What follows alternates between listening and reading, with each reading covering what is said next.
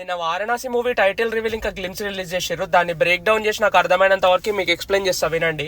ఈ glimpse వారణాసితో start అవుతుంది and వారణాసితో end అవుతుంది అండ్ డిఫరెంట్ టైమ్ లైన్ చూపించారు. సో ఇది చూసి టైం ట్రావెల్ ఉంటుందేమో అని చెప్పేసి అనుకుంటుండొచ్చు, బట్ నేనైతే రీఇన్కార్నేషన్ అనుకుంటున్నా. అంటే ఏందని చెప్పేసి అంటే ఒకరే పర్సన్ డిఫరెంట్ టైమ్ లైన్స్ లో మళ్ళీ పుట్టడము. సో మన హీరో ఏందని చెప్పేసి అంటే ఈవిల్ ని అంతం చేయడానికి ప్రతి ఒక్క టైమ్ లైన్ లో దేవుడు లాగా పుట్టుతాడు అనమాట. ప్రెసెంట్ టైమ్ లైన్ లో కూడా ఈవిల్ ని అంతం చేయడానికి మన హీరో రుద్ర లాగా వస్తాడు, అంటే శివుడి రూపము. అండ్ ఇక్కడ హీరోయిన్ పేరు మందాకిని, అంటే అది పార్వతీదేవి పేరు అనమాట.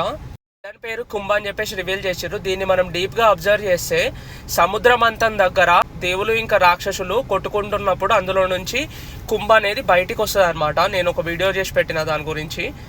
కుంభని కాస్మిక్ నెగిటివిటీ అని కూడా పిలుస్తారు. ఎందుకని చెప్పేసి అంటే అందులో హలహల అనే ఒక పాయిజనస్ మెటీరియల్ బయటకు వచ్చి మన వరల్డ్ ని డిస్ట్రాయ్ చేసేటప్పుడు శివుడు వచ్చి అది తాగి మన వరల్డ్ ని సేవ్ చేస్తాడు. అప్పుడు శివుడికి ఏమైనా అవుతుంది అని చెప్పేసి అనుకుంటున్నప్పుడు పార్వతీదేవి వచ్చి శివుడి కంఠంలో ఉన్నప్పుడే ఆపేస్తారనమాట.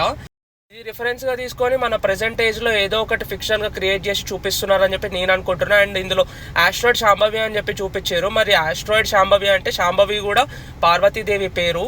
మరి దానికి ఎందుకు పార్వతీదేవి పేరు పెట్టారు, అది మన అర్త్ని డిస్ట్రాయ్ చేయడానికి వస్తుందా లేదా ఎందుకు వస్తుందా అనేది మన మూవీలోనే చూడాలి.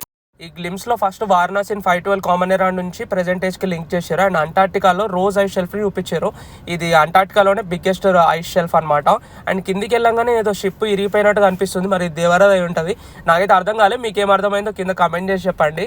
అండ్ నెక్స్ట్ సీన్ లో చూస్తే మనము ఇది ఆఫ్రికాలో ఉన్న వెనుక బ్యాక్గ్రౌండ్ లో కిలిమంజారో మౌంటైన్ కనిపిస్తుంది. పారాగ్లైడింగ్ చేస్తూ హీరో దిగుతున్నట్టు చూపిస్తున్నారు. అండ్ అక్కడ ఏదో అడ్వెంచర్ చేసి ఏదో కనుక్కోవడానికి వెళ్ళుంటాడు. బట్ ఈ కేసులో చిన్నమస్తాదేవి విగ్రహం కనిపిస్తుంది.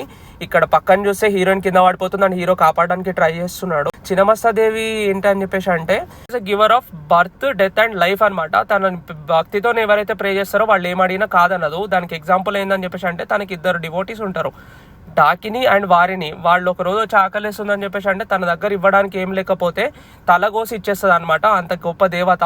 ఇక్కడ ఏదో పవర్ఫుల్ థింగ్ ఉంటది, దానికోసం వీళ్ళు వచ్చి ఉంటారు. ఇక్కడ హనుమంతుడు అంత లార్జ్ స్కేల్ లో చూపించారు. అండ్ షాకింగ్ ఏందని చెప్పేసి అంటే తోక మీద జూమ్ చేసి చూస్తే ఒక చారియట్ వెనుక ఈ చైర్ కనిపిస్తుంది. ఈ చైర్ కుంభ కూర్చునే చైర్. అసలు ఏం ప్లాన్ చేస్తుండు జక్కన్న ఏం అర్థం కావట్లేదు. ఇక్కడ మొత్తం రామాయణం ఫైట్ సీన్ క్రియేట్ చేసి రాముడు కుంభకర్ణుడిని చంపుతున్న దాన్ని అయితే వీళ్ళు రీక్రియేట్ చేశారు.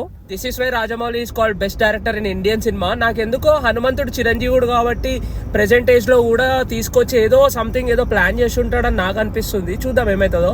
అండ్ నెక్స్ట్ కర్ణిక ఘాట్ చూపించి రుద్ర లుక్ అయితే రివీల్ చేశారు. నంది మీద చాలా ఫియర్స్ గా కనిపిస్తున్నాడు మచ్చా. నాకైతే చాలా నచ్చింది లుక్. అండ్ మీకేమనిపించింది అండ్ ఈ టోటల్ గ్లిమ్స్ ఎలా అనిపించిందో నాకు కామెంట్ చేసి చెప్పండి. ఓకేనా, బాయ్.